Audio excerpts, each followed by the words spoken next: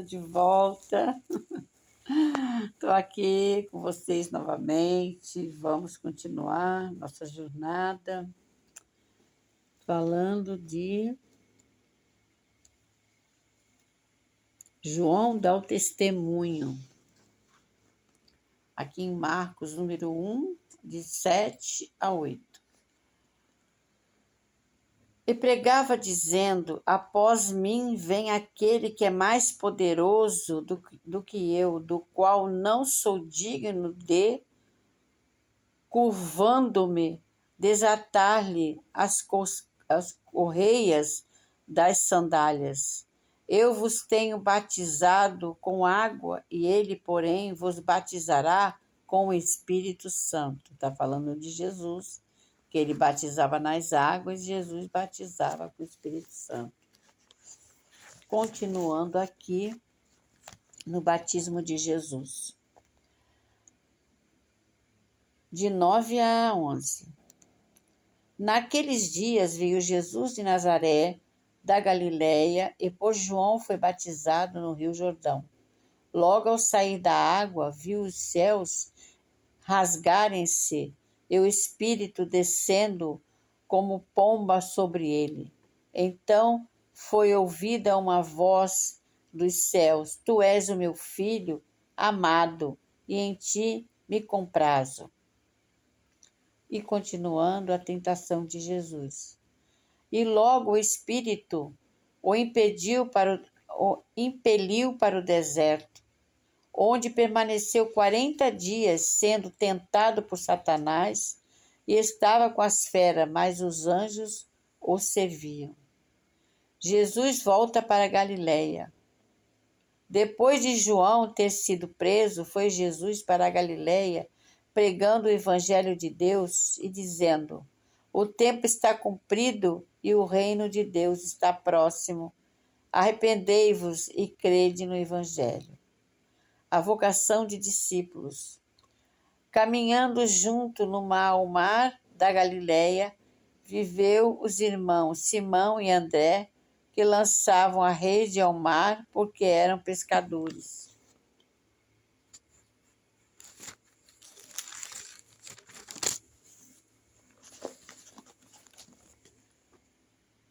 E disse-lhe Jesus: vinde após mim, e eu vos farei pescadores de homens.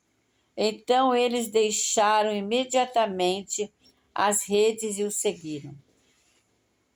Pouco mais adiante, viu Tiago, filho de Zebedeu, e João, seu irmão, que estavam no barco consertando as redes, e logo os chamou, deixando eles no barco a seu pai Zebedeu com os empregados, e seguiram após Jesus. Então, eles abandonaram tudo e seguiram Jesus. Foram pescar as pessoas, né? Para levar a palavra de Deus para elas. Então, vou falar uma coisa para vocês, com mais pureza da minha alma. Eu sou muito sincera nas minhas palavras, nas minhas atitudes. Às vezes eu sou mal compreendida porque eu sou muito franca. Eu não deixo o almoço para janta, entendeu? Eu sou aquela que fala logo na hora. É isso, pronto, acabou. Entendeu? Eu posso até me ferrar, mas eu não vou engolir sapo. Então, uma coisa que eu falo para vocês, hoje em dia, as pessoas estão se lixando para Jesus, para a Bíblia, para nada. As pessoas vão para a igreja.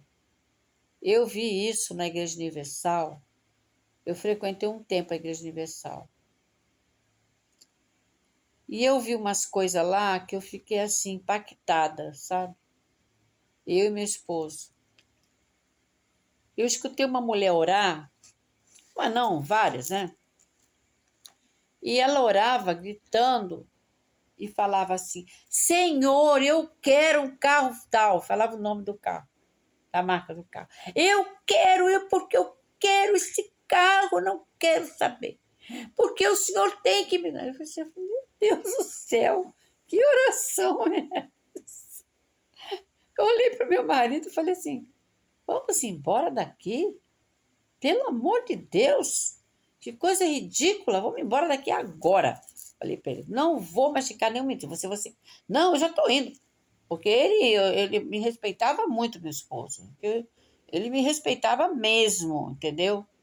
Aí eu falei, vou embora agora. Que negócio é esse? Que oração é essa? Que igreja é essa? Igreja do dinheiro? Aí eu saí da igreja, né? Com um monte de gente me olhando, não dei nem confiança, fui embora. E era uma gritaria, que eu quero isso, ou disse eu quero aquilo. Gente, não é assim que se ora. Não é assim que se fala com Deus, pelo amor de Deus. Que ignorância é essa? Onde se viu isso? A oração, gente, é algo muito, muito celestial. A oração é uma conexão com a divindade. Não é desse jeito que se fala. Eu quero, porque eu quero isso, porque eu quero. Não é assim, não. Eu queria encontrar com aquela mulher, porque eu ia perguntar para ela, vem cá, você conseguiu o carro que você pediu para Deus? Ela ia falar, não. Então, que adiantou você fazer aquele escândalo todo na igreja? Pelo amor de Deus, mulher, abre teus olhos. Deus não tem nada a ver com o que você quer aqui, não. Você tem, se tiver merecimento. Se você batalhar, se muitas vezes você batalha, corre atrás e não consegue aquilo naquela hora, porque não é o seu merecimento ainda. Você não está preparado para receber a bênção. A bênção só vem quando a pessoa está preparada para recebê-la. Porque muitas vezes a pessoa está arrogante, nariz em pé, e Deus está vendo a arrogância daquela pessoa. Jamais ela vai receber a bênção. Enquanto ela não se redimir para Deus e abaixar a crista, não vai receber nada. Vai continuar catando o cavaco. Deus é amor e justiça, gente. Não brinquem com Deus, não falem com Deus de maneiras que vocês acham que está certo, falar assim, assado, falem direitinho, saibam pedir, porque Ele vai te dar, e de repente Ele vai te dar aquilo que você pediu que não era na hora certa. Muitas vezes acontece isso também. Então, eu escutei uma pastora falar aqui nas redes sociais e eu achei que ela estava muito certa no que ela falou. Que era uma mulher falando, uma pessoa da igreja, uma frequentadora da igreja, falando que ela já tinha 20 anos que ela orava para o marido parar de beber, né? E parar de ir para as bagunças, para as baladas, e ela não conseguia nada. E queria que ele fosse para a igreja. Aí ela falou assim, minha filha, você já mudou? Você já conseguiu fazer uma mudança em si própria? Ah, pastora, eu não sei. Aí a pastora falou assim, o dia que você mudar, você vai ter o resultado. Porque até agora você ora, e você não tem fé. Você não acredita. Não tem fé. Então, por isso que você está nessa situação. Enquanto você não se conectar com Deus de verdade, abrir seu coração de verdade para você receber a bênção não vai chegar até você. Ela vai ficar no meio do caminho. Porque a pessoa não tem fé. Só sabe pedir, mas não age com amor, não age com perdão, não sabe perdoar o outro, não sabe ser humilde, é arrogante. Então, Deus não vai dar, gente. Não, os arrogantes, que vou te falar, ele pode até conseguir, mas vai perder. É assim que funciona, entendeu? Então, gente, falo uma coisa para vocês. Eu nasci num berço espírita kardecista, mas eu fui para a igreja evangélica por minha conta. Ninguém mandou eu ir, nem minha mãe, que a minha mãe nunca se meteu no nossa religião. Ela falava, você segue o que você sentir no coração. Eu senti, não. Eu recebi um chamado de Deus. Eu tinha 13 anos de idade. Deus me chamou e mandou eu ir para a igreja, que era perto de casa. Eu fui lá. Só que eu fui no culto de membro, era uma terça-feira. Aí eu falei pro diácono que estava na porta, mestre, moço, o senhor tem que abrir essa porta aí para mim entrar. Ele falou, filha, eu não posso fazer isso sem autorização do pastor. Então o senhor vai lá falar com o pastor, porque eu recebi uma ordem de Deus que eu tenho que entrar nessa igreja hoje. Mas minha filha é culto de membro. Moço, eu não vou sair daqui enquanto não abrir essa porta para mim entrar. E eu não saí dali enquanto eles não abriram a porta. Aí ele foi lá dentro, falou com o pastor. Aí o diácono voltou e falou, tá bom, filha, pode entrar. Ele autorizou. Na hora que eles abriram a porta para mim entrar, a porta dobrou de tamanho. E veio uma luz enorme em cima de mim. Aquilo me sugou. Eu não vi mais nada. Eu, apaguei. Quando eu voltei a mim, tava todo mundo dentro da igreja desesperado. Ninguém sabia quem eu era, quem é a mãe dessa garota, os pais dela, cadê o povo? E eu lá, desmaiada. Eu não desmaiei, não. Eu fui abduzida espiritualmente. Deus me abduziu. Sério, gente. Eu fui para um lugar e depois eu voltei. Então, eu escutava eles falando de longe, muito longe. Eu estava muito longe. E quando eu voltei a mim, eu falei assim para o pastor, o senhor pode fazer uma oração que eu vou me entregar para Jesus agora. Mas eu já estava entregue, né? Já estava selada ali. E aí eu dobrei meu joelho, eu era uma garota. E ali ele orou e eu me entreguei para Jesus. Daquela semana já comecei, eu mudei totalmente, gente. Eu mudei completamente, completamente. E todos os domingos eu estava lá na igreja, né, no culto de jovens, participava do culto de jovens, dos eventos da igreja, eu estava em tudo. Né, em tudo que eu podia, eu estava. E assim foram, acho que, não me lembro direito quanto tempo foi isso, foi um tempinho bom. E aí, como diz que Satanás é astuto, ele foi, e o que ele aconteceu? O pastor com outro pastor, eles brigaram os dois por causa de um negócio de um som, sei lá, foi um negócio lá por causa de, acho que foi por causa de uma aparelhagem de som lá, quiseram se matar os dois, se pegaram, e eu fiquei sabendo daquilo, fiquei horrorizada, falei, nossa, como que pode uma coisa dela, dois pastores fazer uma coisa dessa? E eu já estava há algum tempo já sentindo muito triste, porque eu fiquei decepcionada, né? Eu era muito jovem, menina, né? Criança. Eu fiquei muito decepcionada, porque eu tinha um anel de jade que meu pai achou no mar, na beira da praia. E ele me deu aquele anelzinho de jade, com a pedra de jade. É muito raro, mas era verdadeiro mesmo, de ouro. E eu adorava aquele anelzinho, não tirava ele de jeito nenhum. E um dia na igreja, o pastor estava passando, quem tinha joia, qualquer coisa, ele queria tomar, né? Dê seu anel, dê seu brinco, seu cordão. Eu não vou dar nada, não. Não vou, não. Meu anel, de jeito nenhum. Eu acho que eu estava com cordãozinho de ouro também. E ele falando que tinha que... Aí eu como eu sempre nunca tive papa na língua, hoje eu tô calada. Hoje eu tô calada.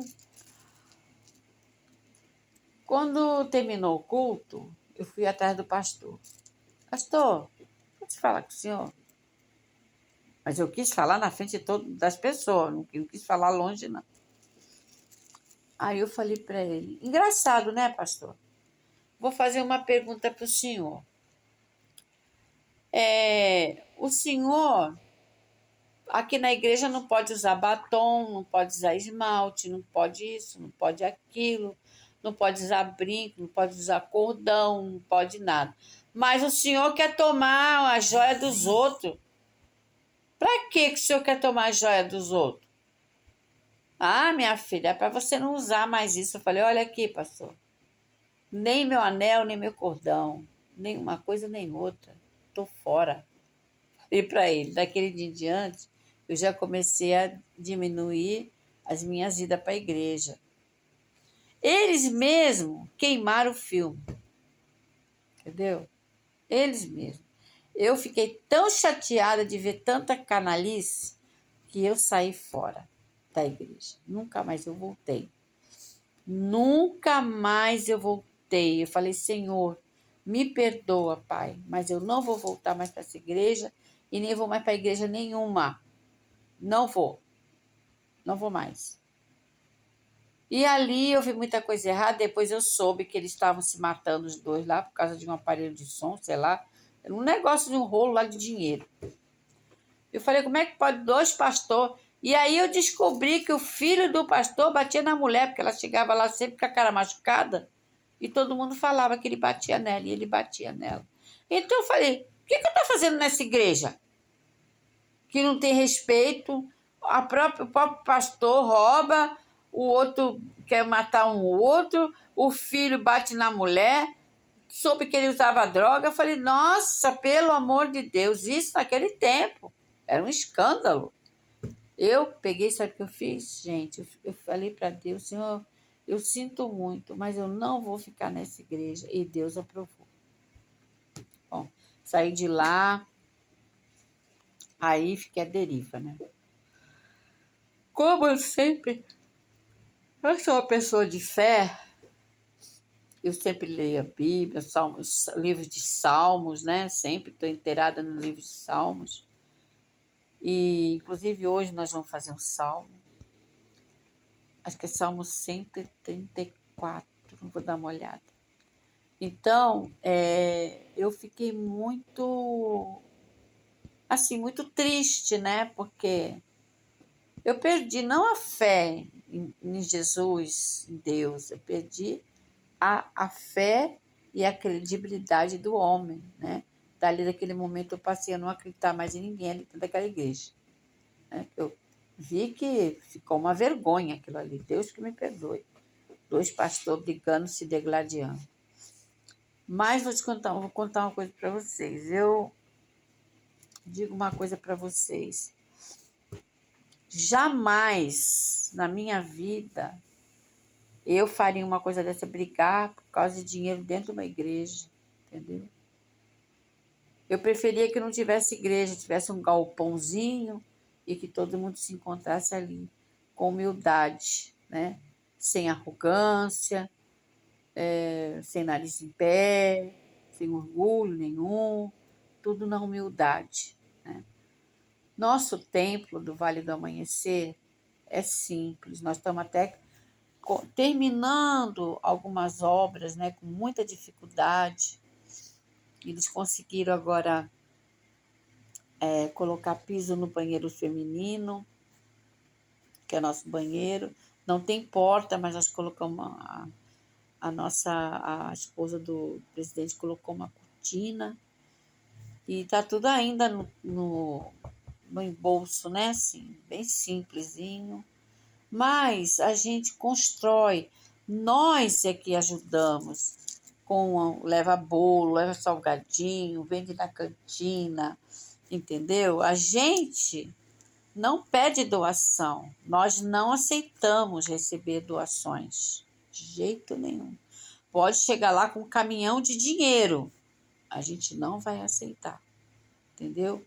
Porque nós que levantamos o dinheiro através de rifas que nós fazemos, a pessoa faz lá, um leva um bolo para vender, outro leva um pudim.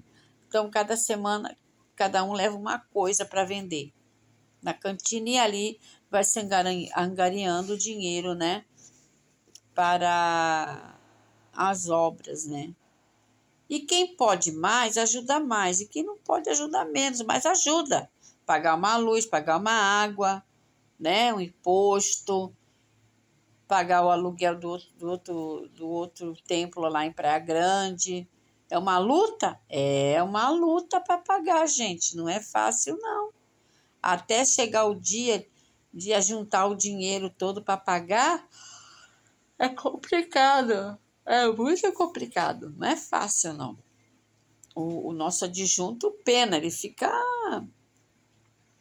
nervoso, né? Fica preocupado, né? Nem nervoso, porque ele fica preocupado com tudo, com a responsabilidade, né? Mas graças a Deus a gente está conseguindo pagar, né? As coisas direitinho, mas a gente não pega nada de ninguém.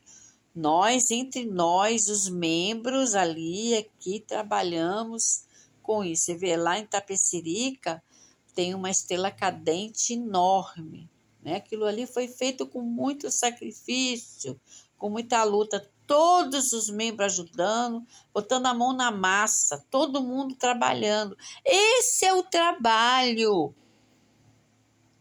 Esse é o trabalho. União das forças. É todo mundo unido, ajudando um ao outro. Um faz uma rifa, outro faz outra coisa. Ah, vamos fazer isso, vamos fazer aquilo. Vamos vender isso, vamos vender aquilo, entendeu? É assim que funciona. Uma comunidade espiritual tem que ser unida, né? Uns ajudando os outros, para a gente não conseguir se levantar. E a gente consegue, porque Deus está no comando ali nos ajudando. Então, gente, esse negócio de cobrar nas igrejas, que tem que dar, a gente dá lá, mas nós não cobramos de ninguém, não. As pessoas que vão lá, simplesmente, não. Uma vez uma senhora chegou para mim e falou para mim, como que eu faço para fazer uma doação para aqui, para casa? Eu falei, senhora, a senhora vai me desculpar, mas nós não aceitamos doações. Não? Olha, não. Desculpe, mas aqui nós não aceitamos doações, não. Aqui nós trabalhamos assim. Um faz um bolo, outro faz salgadinho, o outro traz isso, outro traz aquilo, a gente vende na cantina, o dinheiro que pega aqui, a gente deposita, vai depositando para poder pagar nossas contas. É assim que funciona. Ah, nossa, que diferente, o lugar, coisa diferente. Eu falei, mas é o certo, né? Aqui nós não cobramos nada de ninguém. Nada, nada, simplesmente nada. A pessoa chega aqui, tem a cantina, a pessoa quiser comer, tem o que comer lá, tudo fresquinho, cafezinho é de graça. Se tiver um chazinho também, não vai pagar. Só vai pagar o salgadinho mesmo, né? E muito gostoso, hein? Muito gostoso. As coisas que fazem lá são muito boas. Então, gente, essa é a coisa certa, né? Uns ajudando os outros. Agora, tem igreja aí tirando dinheiro dos fiéis. E os fiéis estão em situação difícil, né? Todo mundo tá. Ninguém tá com dinheiro sobrando, né? Porque a crise tá grande, não é isso? Então, a gente não tem condições mais de estar dando dinheiro para aqui e para ali, né? Então, eu falo, as igrejas tinha que juntar os padres, que eles têm dinheiro, e eles fazer tudo, né? Não é os fiéis, e os pastores também, né? Também, na mesma condição. Todo mundo lá dentro levar um bolo, fazer rifa, fazer jantar, entendeu? Para ganhar dinheiro para pagar suas contas. Esse é o trabalho certo. Esse trabalho eu bato palma. entendeu? Eu bato palma. Temos até o nosso brechó. Tem brechó, tem tudo, e só coisa boa, viu? Então, a gente tá batalhando, né? Para conseguir, né, se levantar. Uma boa, mas tudo ali entre nós, entendeu? É assim que a nossa doutrina funciona. Humildade, tolerância e amor incondicional, entendeu? Uns pelos outros. Nós não pedimos nenhuma doação, nada para ninguém. Nada. Graças a Deus. Mas é isso aí, gente. É o certo, né? Eu sempre achei isso.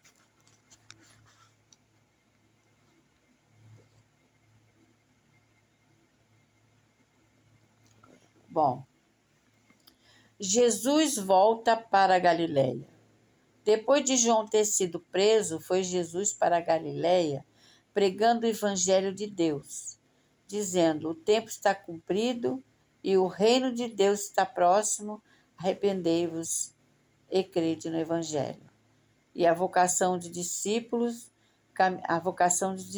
caminhando junto ao mar da Galileia, viu os irmãos Simão e André que lançavam a rede ao mar porque eram pescadores.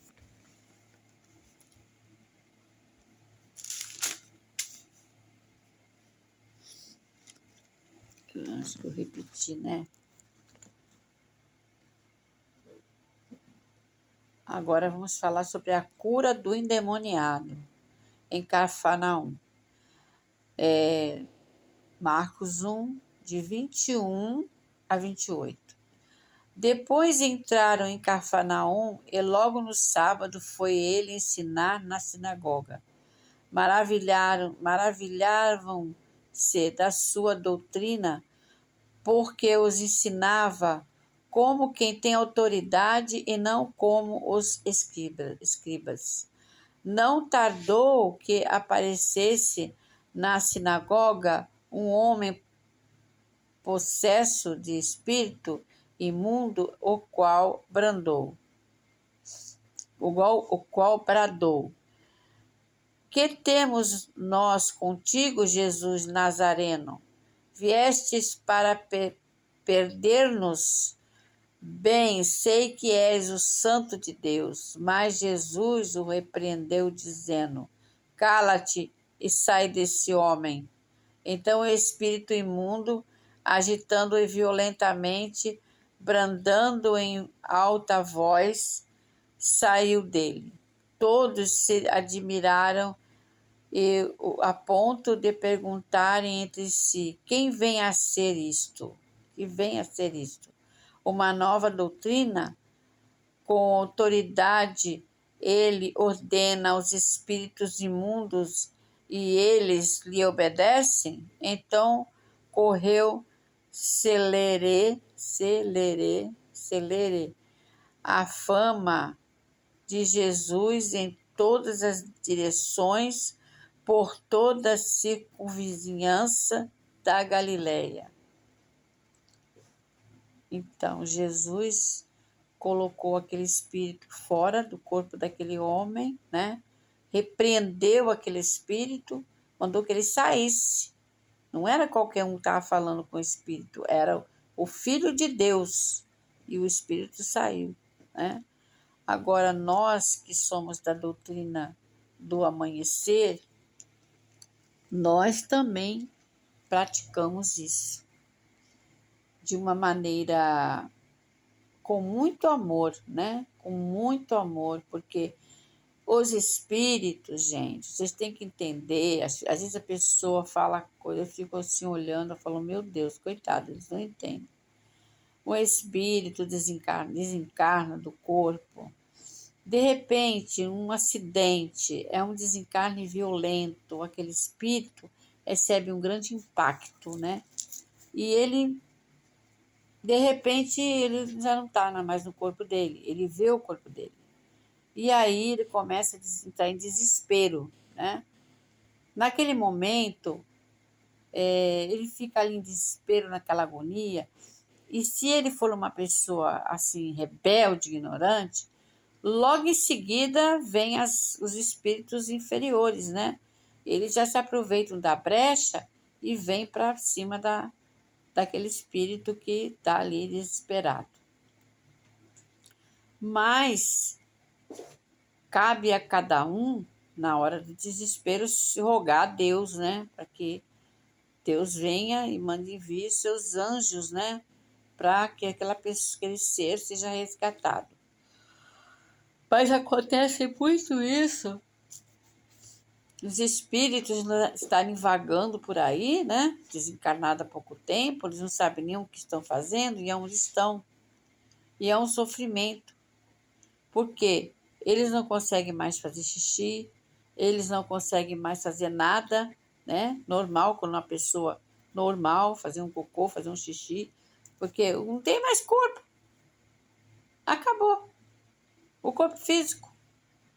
Ele sente sede, o espírito sente sede, sente fome, sente frio, sente calor, ele sente tudo, porque ele não se desprendeu ainda, né, daquele corpo. Ele se desprendeu, mas ainda existe o hábito, né, que fica. Então, esse espírito, ele sofre muito, porque quando a gente está no corpo, a gente tem nossas necessidades básicas, né, do dia a dia, nós somos normais.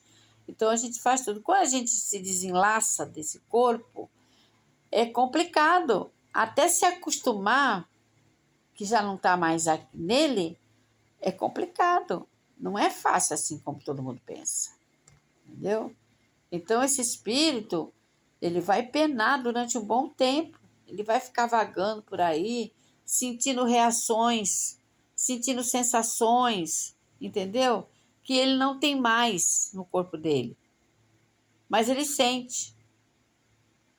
Ele sente dor. Ele sente tudo. Vê, André Luiz, ele desceu para o umbral. Quando ele acabou de desencarnar, a mãe dele estava esperando ele no hospital, atrás da maca. E ele já tinha desencarnado e ela estava esperando o espírito dele. Mas foi que ele desceu para o umbral. E quando chegou lá, ele foi se arrastando, porque ele estava mal, né? E sentindo muita dor naquela área onde operou. E ele ficou 8 anos assim, vagando ali, naquela escuridão, chorando, rangendo os dentes, sofrendo, levando pancada de Exu, né, dos demônios, e com as suas chicote magnético. E foi um sofrimento só que ele passou ali durante 8 anos por causa do quê? Do orgulho. Do orgulho. O orgulho foi que impactou muito o André Luiz, porque ele era um cara que ele era médico, conceituado, né? Então ele tinha um porte, né? E aí, quando ele se viu lá na lama, né? Ele não acreditava que ele estava ali. Ele sofrendo e não queria acreditar. Mas ele estava e ele sofreu. 8 anos ele penou por causa do orgulho. Do orgulho. O orgulho estraga muito a vida das pessoas. Pare de ter orgulho. O orgulho não leva ninguém a lugar nenhum. Não existe coisa melhor que se desprender desse orgulho, largar isso, tirar isso fora de você. O orgulho só causa problema, afastamentos, tristezas, angústia, tudo que não presta. O tal do orgulho. Seja humilde, gente. Ah, mas eu vou ser humilde para os outros passarem por cima de mim? Não é nada disso. Ser humilde não quer dizer que você vai deitar no chão para os outros passar por cima, não. Ser humilde é ser uma pessoa melhor. É não ser arrogante, não ser petulante, metida besta. É ser humilde. É chegar na casa de uma pessoa oferecer um cafezinho, você tomar o café. Tem gente que vai na casa dos outros, não bebe nem um copo d'água. Porque é orgulho, o orgulho. Ai, não vou beber, não vou comer nada da casa deles. É assim. E aquela pessoa está sendo tão amável, tão agradável, e aquela pessoa que vai ser recebida é arrogante. Então, gente, olha só. Nada como ser humilde. A humildade está acima de tudo. Humildade, tolerância e amor incondicional. Está acima de tudo. Ser humilde é ser feliz. É ser liberto de coisas negativas. É uma pessoa liberta de tudo isso. É a pessoa que não tem... A pessoa que é humilde, ela não tem arrogância nenhuma. Eu sou uma pessoa humilde. Eu vou na casa dos outros, eu não sou metida, eu como qualquer coisa, tomo café, se me convidar para tomar café eu tomo, não tenho esse luxo. Sou uma pessoa humilde. Para que arrogância? Eu não vou levar nada daqui, não vou levar nem meu corpo, vou levar só as minhas atitudes. É a única coisa que eu vou levar para o mundo espiritual. Por isso que eu falo para vocês, nada como ser humilde. Humildade, tolerância e amor. Essa é a máxima. Muito importante essas 3 palavrinhas, né? Muito, e o perdão, né, gente? Perdão também é um fator muito importante, saber perdoar o outro, coisa que muita gente não faz. Ah, eu não sei, eu conheci uma pessoa que falava assim: "Ah, eu não sei perdoar. Só quem perdoa é Deus". Aí eu falei para ela: "Não. Deus dá a oportunidade de você perdoar o outro. É você que não quer perdoar. Então vai sofrer, entendeu? Vai penar, vai amargar, vai sofrer todas as consequências que tiver que sofrer para poder aprender a ser humilde, a tirar a pedra do coração.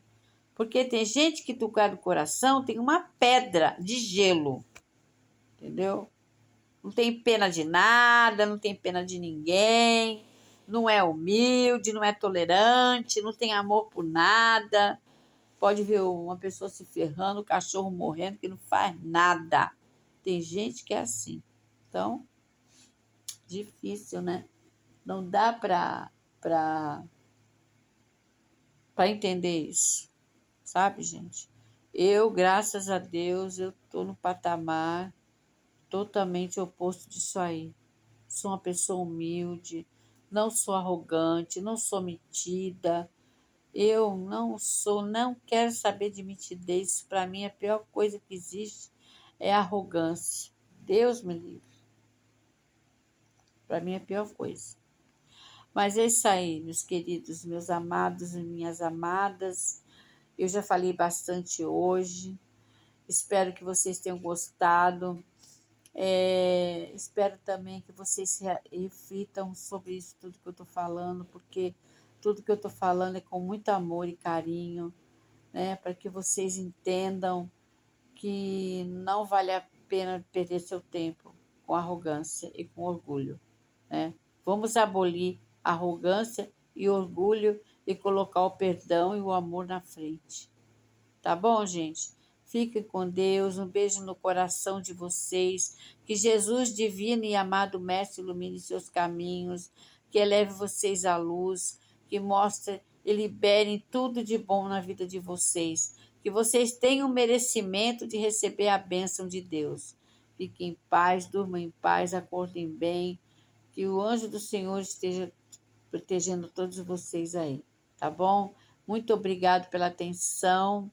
Não se esqueçam de dar o meu like, comentem, por favor, comentem, falem o que vocês acham, compartilhe e se inscreva no meu canal, gente, para dar uma forcinha para a tia Rita aqui, tá bom? Eu amo vocês de paixão. Fique com Deus e até amanhã, se Deus quiser. Beijo no coração. Tchau, tchau.